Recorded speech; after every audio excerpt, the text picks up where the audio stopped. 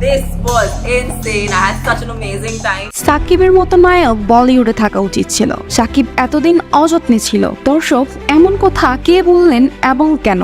তবে এমন কথার প্রতিবাদ করলেন আমাদের সুপারস্টার সাকিব খান। কি হলো তা জানতে হলে অবশ্যই ভিডিওটি শেষ পর্যন্ত দেখুন। দর্শক, ইতিমধ্যেই সাকিব খানে মজেছেন ভারতের জনপ্রিয় সব অভিনেতা অভিনেত্রীরা। সাকিবের প্রশংসায় পঞ্চমুখ সকলেই। সেই আগুনেই ঘি ঢাললেন দক্ষিণী সিনেমার হট অ্যান্ড হিট নায়িকা তামান্না ভাটিয়া। বললেন সাকিব খানকে কাছ থেকে দেখে যা মনে হয়েছে তার জন্ম আসলেই ভুল দেশে হয়ে গেছে। সে যদি ইন্ডিয়ায় জন্মাতো তবে আজ আমাদের 4 জন সুপারস্টার খান থাকতো। তবে গোপন সূত্রে জানা যায় সাকিব খান এই কথা শুনে একদমই খুশি হতে পারেনি। সাকিব জানান, আমি আমার দেশে জন্মেই আজ সুপারস্টার হয়েছি, যা আমি অন্য কোনো দেশে হয়তো হতে পারতাম না। আমার ফ্যানরাই আমাকে বিশ্বের দরবারে তুলে ধরেছে। তো দর্শক, শুনলেন তো আমাদের সুপারস্টার কতটা দেশপ্রেমিক এবং তার ফ্যানদের কাছে সে কতটা কৃতজ্ঞ।